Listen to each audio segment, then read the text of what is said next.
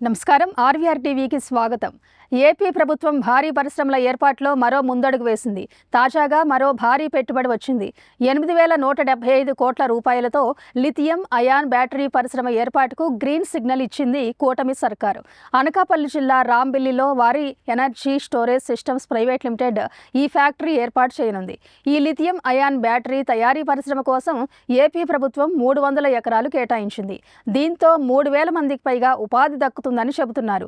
ఇప్పటికే విద్యుత్ ఉత్పాదక వ్యవస్థలతో రాయలసీమ ప్రాంతాన్ని సుసంపన్నం చేయడం, ఐటీ హబ్గా విశాఖపట్నాన్ని తీర్చిదిద్దడం వంటి చొరవతో ఏపీ ప్రభుత్వం అభివృద్ధిలో దూసుకుపోతోంది.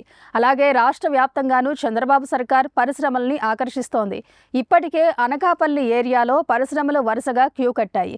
తాజాగా ఇక్కడి రాంబిల్లికి మరో భారీ పెట్టుబడితో కొత్త పరిశ్రమ అడుగుపెట్టడం మరో శుభపరిణామం. రాంబిల్లిలో ఏర్పాటు చేయబోతున్న ఈ లిథియం అయాన్ బ్యాటరీ పరిశ్రమ విద్యుత్ నిల్వలకు కేంద్రీకృతంగా పనిచేయనుంది. ప్రధానంగా ఈ పరిశ్రమలో విద్యుత్ నిల్వ కోసం బ్యాటరీ ఎనర్జీ స్టోరేజ్ సిస్టమ్లను అమరుస్తారు.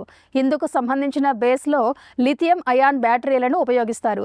ఏది ఏమైనా బ్యాటరీ తయారీ పరిశ్రమ రాక నేపథ్యంలో హర్షం వ్యక్తం చేస్తున్నారు స్థానికులు. ఇలాంటి కరెంట్ అప్డేట్స్ కోసం చూస్తూనే ఉండండి మన ఆర్వీఆర్ టీవీ. లైక్ చేయండి, షేర్ చేయండి, సబ్స్క్రైబ్ చేయండి.